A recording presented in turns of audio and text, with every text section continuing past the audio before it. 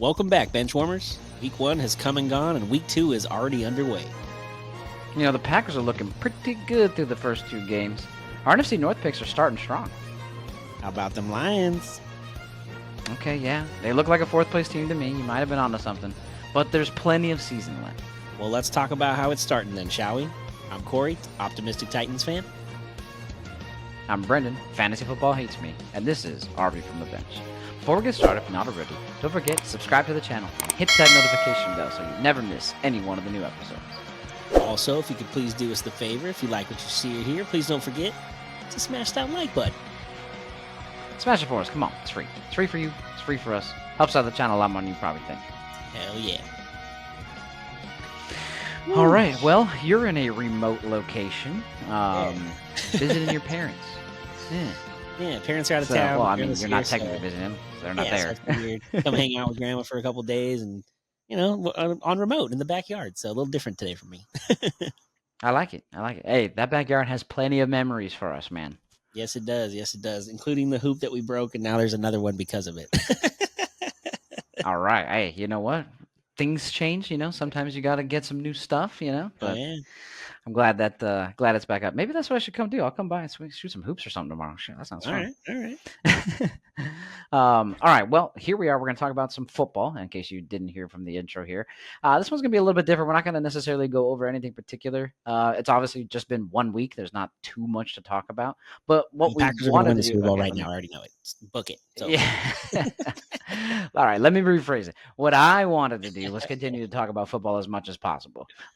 So the way we're gonna break it down is each of us has a positive headline for a team or positive talking point, a negative talking point for something else, and then something that's a little bit more odd or just a news story in general. So, how do you want to do it? Just kind of in that order, positive, negative. We each go one at a time. We each do our positive and our negative. Yeah, perfect. All right. Okay. Well, let's start with you then, man. Since you're in a new place, let's get you ready and rolling with this. Well, it's perfect because normally I'm in Huntington Beach in Orange County, but today I'm in LA County. And my first story that I thought was a positive one is the LA Rams.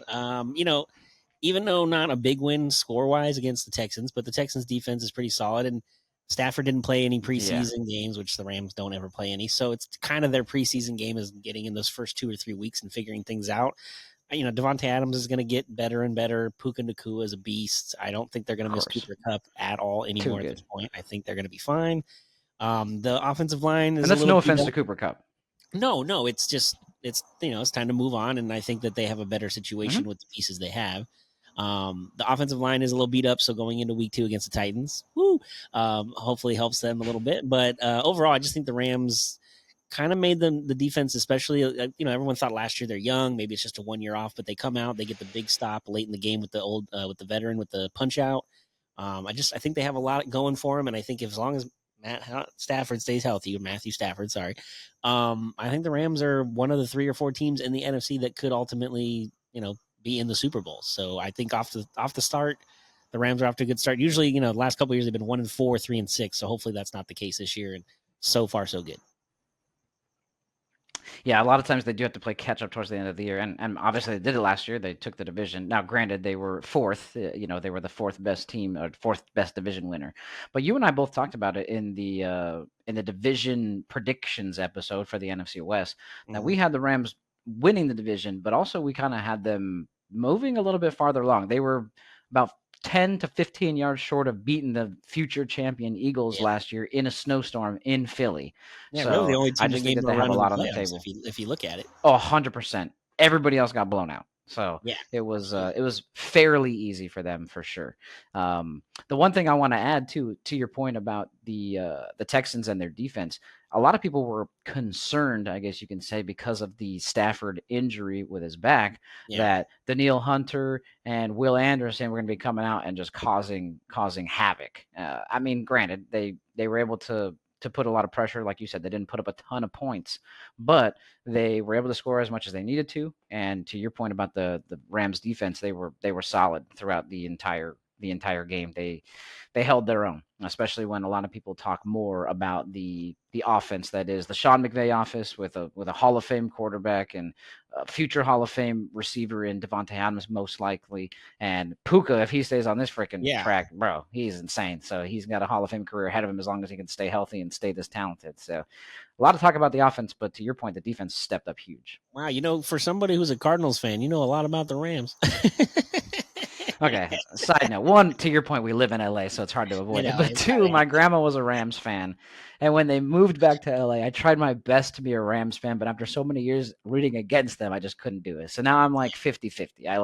I don't hate them. Obviously, I can't like them because they're in the same division. But you know me, bro. The Cardinals aren't that great. So to me, I just enjoy football.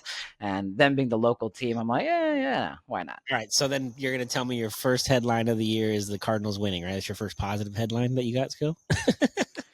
That is a positive headline, although they barely beat arguably the worst team in the league, not just the NFC. They beat arguably the worst team in all of football. It was way too close for comfort, but to your point, a win's a win. But that is not where I'm going. I'm actually going to tag off of our intro and talk about how strong the Packers look. Today's Friday when we're recording, so Thursday's game yesterday when they beat the Commanders was, although the score seemed a little bit closer, it was pretty much one-sided. Jaden Daniels couldn't do anything. Micah Parsons was doing his job. And it seems to be kind of the element that they're missing. I did some digging. They weren't bad on defense last year. They were 8th in total sacks last year, but I think it was because their secondary was really good. Their linebacking core was kind of able to give them more time because they only blitzed 17.3% of the time, which was second to last in the league. Damn. Now you get to add in the Micah Parsons element, so you can still drop 7 and only rush 4, but you add the craziness that is Micah. I just think they're going to be really good. And the reason why I say it wasn't as good is because when I kept kind of digging, they were 21st in quarterback knockdowns. So they really didn't get after it, and if they did, they got the sack. So it was kind of one way or the 100 or nothing. They either got no pressure on the quarterback or they got the sack. So it's kind of like that. They were kind of middle of the pack in pressure percentage. They were 16th, and the run defense was pretty much just relying on everything up front. But now that you have Micah, I think it's a huge add. They don't even have to blitz. They can still maintain the low blitz percentage. I don't know if they can be second to last in the league, but hey, why not? If you got freaking somebody who counts as 2 people, go ahead. Yeah, you can definitely be on the bottom third of that thing. And the best thing for me, I think, in that game yesterday is, there's chants in Lambeau of "Thank you, Jerry," which is fantastic. I think if I'm Micah Parsons, dude, you should wear "Thank you, Jerry" on the shirt, and when you get a sack, you should show that shirt off. That'd be awesome. Oh, dude, that would be fantastic, right? Another note too, the other reason I think the Packers are going to win the Super Bowl, if you're into the numerology stuff, I don't know if you saw this yesterday, but the last 3 quarterbacks to win the Super Bowl for the Packers were in their age 27 season, and Jordan Love's turned 27 in November. So just saying, it's kind of a weird thing. It was Rodgers, Favre. So put money on them to win. Yeah, that's what I'm saying. The odds are going to be the best now until we get further into the season. So if you're going to bet on them, do it now. True. No, true. Okay. All right. So overall, to kind of wrap up my point, I think Love looks really good. He looks calm in the pocket. He's not rushed at all. Josh Jacobs, although he didn't get me enough fantasy points, he's still a beast. If he can break off of 8 to 10 yards at any given time, as long as the protection's good, the offense is flowing. I do think Matthew Golden, they missed a huge bomb. It would have been a touchdown if he caught it because he just beat everybody over the top. I think it's just him being new. Trying to build that familiarity with Jordan Love. I think that's going to be a huge over-the-top threat that they can add to their already kind of deep receivers. I know somebody broke his collarbone, I think, yesterday, so there's take a hit a little bit right there. But Tucker Taylor, something Kraft, I forgot his name. Kraft. And then they have I forget. And then they have another good tight end, another good pass-catching tight end. Funny, not a funny last name, but kind of like my last name, a little different. But so either what I'm trying to say is I think they're a really solid all-around team, and the NFC North picks for us are looking pretty solid, at least for the top. And you might be a little bit right about the bottom, but hey, plenty of season. I'll say it's only 1 week, but they did look shitty, so I'll take it so far. Yeah. Well, the offensive coordinator isn't panicking, so but that's because it's only been 1 week, so we'll see. All right, so let's move on to that. So that's our positive stories. I think both of those are pretty good. Rams look pretty good. Packers look on track like we thought they would be. That's granted, we picked that before they got Micah Parsons. But Yeah, that just where are you adds. going with your negative story or negative headline? Yeah, So true. negative, yes, but weirdly, the team did still win the game. But I'm going the Niners.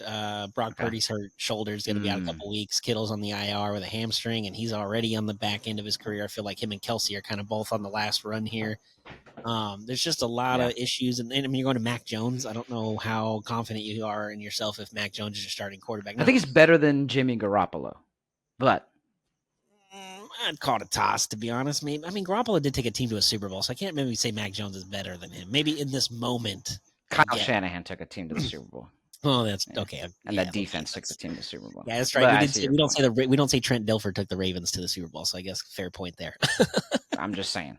Didn't he throw like 7 passes in one of the playoff games too? Like it was. Yeah, hand the ball really, to Christian and hope for the best. So yeah, I mean that's what they do. And that's anyways, the other sorry thing. to get off topic. No, you're okay. That's the other thing is if they have no health now and Christian McCaffrey's the only weapon they have on offense, and they focus on him the next 2-3 weeks while these guys are out, overwork him. He's going to get beat up, and then they're going to have nothing left. So picking the Niners to be third, but I when we did our division predictions, but I also debated back and forth between them and Seattle for fourth. And now I feel like with all these injuries this early, if they get off to a bad start, 1-4, then might as well pack it in and call it a day and get ready for a top pick and try to build on something for the future, especially if the Rams get off to a huge start like we're expecting. But yeah, Niners, even with the W in Seattle, there's a whole lot of question marks with this team moving forward, I think, for the rest of the year.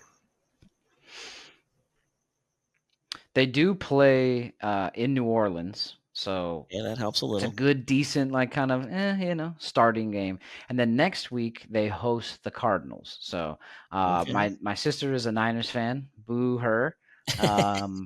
But so she was pretty concerned. I'm actually thinking about, I think I'm going to go to her house and hang out on Sunday. We had just planned it. And then I looked at the schedule and I was like, oh my gosh, Cardinals play the Niners. What, how much better can it possibly get? So I'll be yelling at her face and, telling her how much her team sucks. And hopefully the Cardinals can pull off a win so I don't look dumb. But no, that's a good one. I totally get that because I had them coming in second, so it's not looking great right now. No, not at all. It just all looks bad. Injuries, the whole thing. It's all a mess, and it doesn't look good, and I don't think it's going to look much better moving forward. I think it's just going to get worse from here. So, all right. So I took negative, but in a weird way, positive for a team at least because they still got the win. But for you, I'm assuming you went negative for your negative headline.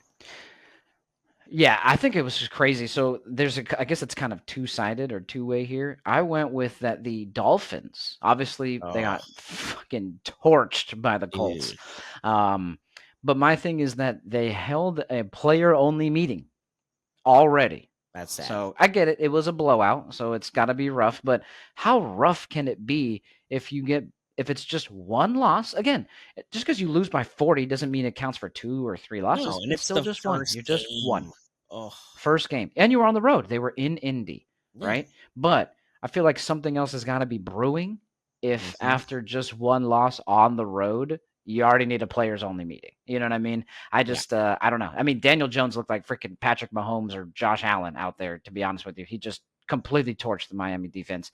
2 in the offense, obviously couldn't get anything going at all. They just laid a complete dud. But it doesn't even get any easier. I believe they host the Patriots this upcoming week, who we think is going to be the second place team in this division. They started 0-1 against the Raiders, so they're coming in thinking, bro, we cannot start 0-2, which is obviously what Miami's thinking too. So I just think, a players only meeting after one, again, if they start 0-4, 0-3, okay, I can understand trying to get it, but just but 0-1, like, oh my gosh, bro, you can kind of relax a little bit, I think. So it's not looking good. I truly think Mike McDaniels gets fired fairly soon. I did pick them to come in third because I thought the Jets were going to be a dumpster fire, but putting up 34 points against the Steelers was not easy, I'll say. I guess Justin Fields got to run practice against that defense for a whole year, but that's not the point. The point is, it's still they're out there competing. It's looking like the Dolphins might be coming in last place the way week 1 looked, at least. Yeah, and they could even not only fire McDaniels in a couple weeks if it gets really bad, but they might be selling at the deadline, in week 8 or 9 and trading a couple guys like Tyreek Hill. Like, why keep him? I was going to say, I know Tyreek's going to be one of the first one. Yeah, don't be shocked if Kansas City calls and tries to get him back in house. Like, there's just a lot of a lot of pieces in Miami that can move ultimately by the deadline if they go, 1-4, 1-5. And also, I did hear a nickname for Daniel Jones now. I kind of like it, Indiana Jones. Pretty Oh, smart. I okay. like I like that. It is a little bit better than Danny Dimes. it. It is much better than Danny Dimes. Okay, so we both had some pretty negative ones. Mine was a little bit more negative. Yours is more like future negative because obviously, like they were able to pull off the win in Seattle still. But let's move to our last bit of headlines here. What's your odd headline? It could be negative, it could be positive. It's just not. It's just a headline. Let's talk about it. Yeah, so initially I kind of thought this was going to be a negative when it happened during the game, but then once I read into it more later, I don't think it's as big a deal as it looked like initially. But the Malik Neighbors sideline, blowing up, and then him and Dable not arguing, but talking to each other loudly, I guess is a good way to Getting put it. passionate. Yeah, there you go, passionate. And then Neighbors sitting on the bench looking kind of pissed off and shit. But after the game, he talked about, I felt like as an offense, we weren't as good as we could be. And I'm like, okay, maybe he wasn't necessarily mad about him not getting more catches. He was mad of just as a whole. Which is what most receivers are bitching about. Exactly. That's what I thought it was. But it turns out he was more as a whole unit. He's not happy with they're not as good as they could be. Now, is it weird and maybe coincidental that his quarterback is Russell Wilson? That seems to happen with a lot of guys in Russell Wilson. I don't know. But by week 3 or 4, if it's still like this, then I think Jameis Winston might have a chance to take over and, maybe spark some energy and maybe him and Neighbors get some deep ball connections. And because, Winston's going to throw it. He's not going to be afraid. So I think that could be something that the Giants look into. I in want that. Weeks. I do too. I think it'd be fun. And then if they, if he comes and plays a few games and they still lose, but they're scoring and they're competing, then maybe the last half of the season you give Jackson Dart the keys and say, here you go, kid, let's see what you got, and maybe we can build on something for next year because we're not playing for anything at this point anyway. So there's a lot of options there, but I don't know. The Neighbors thing is not as weird, I guess, as initially as I thought it was, but it could lead me to I think it's time for Russell Wilson to go. Just me. Yeah. Well, Denver didn't want him, and Right? and Pittsburgh wouldn't re-sign him. So I can see what everybody's talking about. And initially, they didn't think that they as in the Giants, didn't think they were going to be able to get a decent quarterback in the draft. So that's why they were just like loading up on whoever else was out there. And I'll be honest, man, with who's out there, adding Jameis Winston and Russell Wilson isn't the worst thing. No, not it's at all. not good. And I think, to your point, I think Jameis is better. The only caveat that I have to your take is I do believe Jackson Dart is second on the depth chart. Yeah. So if they do move off of Russell, I think they're going to Jackson as opposed to. I'm with you though. Remember last year we were doing Nando's fantasy, and towards the end we had Jerry Jeudy, and Jerry Jeudy just blew the freak up because Jameis was starting for the Browns. Yeah. I'm with you. Give Jameis the ball. He will sling the crap. Granted, two interceptions a game, fine. Yeah, but 4 touchdowns probably, maybe 3. You might get 3 or 4 touchdowns out of it. You might win a game, so it's worth a shot. Exactly. So that would help me with Malik Neighbors because Malik Neighbors is a monster. We'll talk about fantasy in just a second, but yeah, we'll get to that. But yeah, okay, that's a good one. I like that. All right, so odd headline for you then, sir. It's maybe not as cut and dry for me at least, but what's your odd headline? Mine one is basically what happened Sunday night. Well, besides the complete collapse of the Baltimore Ravens. Yeah, no, that would be under bad. They lost on the road to a really good conference opponent. So as much as they were up big and they should have closed it out, your boy decided to cough up the ball really late, and it didn't really end well for Baltimore. But not the part I'm talking about. The part that I'm talking about is after DeAndre Hopkins, whose first reception of his tenure in Baltimore was an insane touchdown catch. After that, he's kind of running around the ring of the stadium, and some fan comes out, pushes his head, and then he just kind of blows it off and keeps walking by, goes and pushes Lamar Jackson. And Lamar's like, hell no. He reaches back and shoves him back. First of all, I love that Lamar Jackson did that. He's just kind of defending himself and standing up for himself. If he just went to this fans and just did that initially, I would have a problem with it. Absolutely. But, bro, you're there just because you pay money and you sit close doesn't mean you get to fuck with the players. Excuse my language. I know I'm trying not to curse, but it doesn't mean you get to mess with the players. And again, to me, he wasn't really taunting. If taunting is running by, then everything is taunting. You know what I mean? He's not flipping off the crowd or anything like that. You know what I mean? He's running by after a celebration. DeAndre always runs to the end because his mom is blind. He was just blinded by an acid attack. poor lady. So he hands her a football every time he scores a touchdown. So that's probably why he was near that area looking for his mom, or maybe he handed it to her and then he's running away. And for you to just reach over and think you could just push grown men because you paid some money to sit close is absurd. So I'm glad that the league did absolutely nothing to punish Lamar Jackson. This is good because the fan was the one that was out of line. Started it. And I'm also glad that he got banned not only from Bills games, but from every NFL stadium, at least indefinitely. Whether or not it'll be lifted sometime, maybe. But at least for now, he's banned. So good. Yeah. Good for the league, and good for Lamar Jackson standing up for himself and his boy. And his teammate. I like that. Yeah, like so a little odd there. The rule that I've heard, I think John Ireland always talks about on the radio on ESPN LA is he's been told a long time ago that if you're a player and you're on the court or the field or whatever it is, then you are considered in the pool. You are in the pool, you stay in the pool. The fans that are on the outside of the pool, we're playing Marco Polo. You're on the outside of the pool, you stay on the outside of the pool. You don't go to the other side. That's the best way or like analogy to do it. If you're in the pool, stay in the pool. If you're not, stay the fuck out. It's like don't come across. That's doesn't mean as a fan you should run on the court. No, push a player. No, definitely not. Just stay off the field, stay on the side. Court. Yeah, just you know what I mean. It's so frustrating. No Ron Artest either. Don't go into the stands and beat up the wrong guy too. If you're gonna do it, at least beat up the right guy. Yikes! Oh, that was rough, dude. That was rough. So those are a little bit of headlines. Before we wrap up, though, we're gonna jump into the fantasy update. We talked about it in my fantasy football draft. We talked about Corey's got it in a guillotine league, and then obviously the league that I'm in, we can kind of touch over. I'm also part of a Survivor league, so we'll just kind of give you the synopsis on that. Why don't you start though? Yeah, so guillotine, first time I've ever done it. A buddy of mine that I used to work with offered me to get in the league, so I said, why not? Screw it. And the draft, as you watched on our last episode, we did the draft for Brendan. We talked about mine. It wasn't very good with the Addison thing that screwed me, but that's okay. Was able to survive. So there's 18 teams. I was number 17. I made the cut by about, I made it by about 15 points, so I was good. But I was only you were pretty close out of 15th place. So not too horrible, but not the best either. So I'm projected this week to be 15 of 17 and make the cut again. But, projections don't mean shit in this world of fantasy football. So we'll see. But I'm off to You don't have to come in first. You just can't come in last. Exactly. So 1 week in, I'm still alive. We'll see how week 2 goes. But I know you are not loving fantasy right now based on your week 1. Yeah, as you can say from my tag, it wasn't great. I'm in 2 leagues, but I only want to talk about one. Another one was before I started my work league. It's just a free one, just because I wanted to participate and be involved in it. It's just something I like to do. It was a free league on Yahoo, but I got absolutely torched. We'll throw the score up on the screen. I'm embarrassed to even see it, but here we are. That way everyone can see it. You can't see it. Only the audience can see it. Don't worry about it. Okay. Well, yeah, I won't look. Don't look. I scored the fewest points of anybody in the entire league, and I played the person who scored the most points of anybody in the entire league. So good old last place for me, good old first place for him. He's a great guy, so that's fine.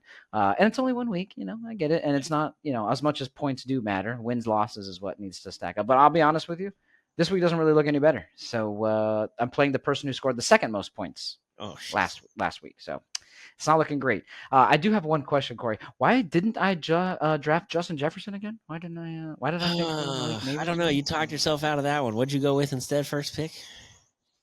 Yeah, Malik Neighbors. So he could be good, but I didn't think J.J. McCarthy was going to come out slinging like that.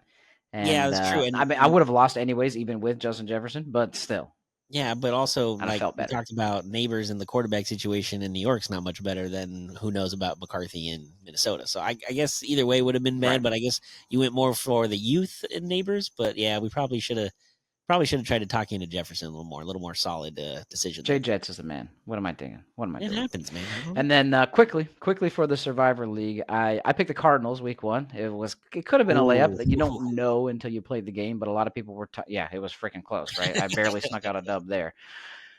But for week 2, I wasn't paying attention because I was on vacation towards the beginning of this week, so I didn't even think about it until Wednesday night. And they're like, if you don't pick, it automatically counts as a loss. So I was like, so I was trying to scroll before I went to bed because I knew I would forget on Thursday because I just work all day before the game starts.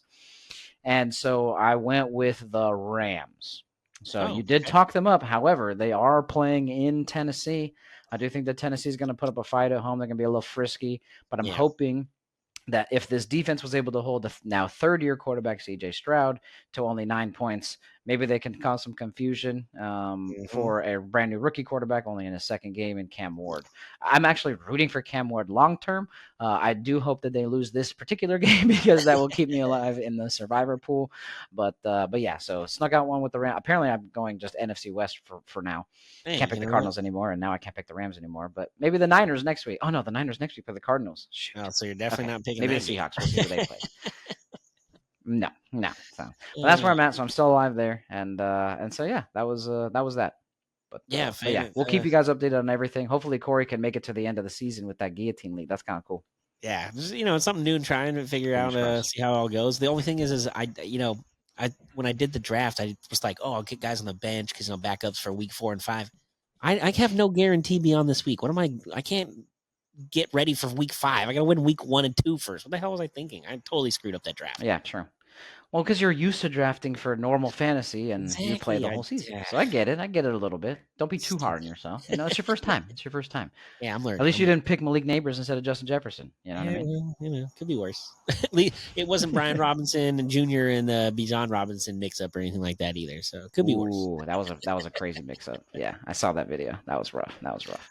All right. Well, before we get out of here, I'm sorry, Corey, I didn't tell you that I was going to say this, but I just wanted to give a little bit of a shout out to a brother in faith who, happened to not have a great week this week. Mr. Charlie Kirk. Not trying to get political in any way, shape, or form, but just violence like that is not cool in this country for having a difference of opinion to somebody else. And as somebody who's faithful in my walk with Christ, I just had to kind of call him out, and I just hope the best for his family, praying for his wife and his kids. Now they get to grow up without a kid, without a father, 31 years old, and it's just super sad. So I just wanted to kind of throw that in there. We don't have to dwell on it, but I just wanted to lift him up. So absolutely, that's pretty much it. But moving back on to sports, let us know in the comments below how your team looks after the first week, or is it already time for next year?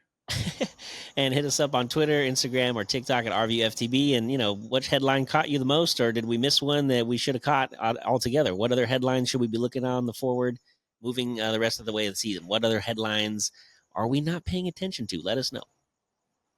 Yeah, let us know. But appreciate everyone stopping by. Thank you as always for seeing things from RV from the bench. I'm Brendan. I'm Corey. Like we always say, enjoy the sports until we talk again. Peace.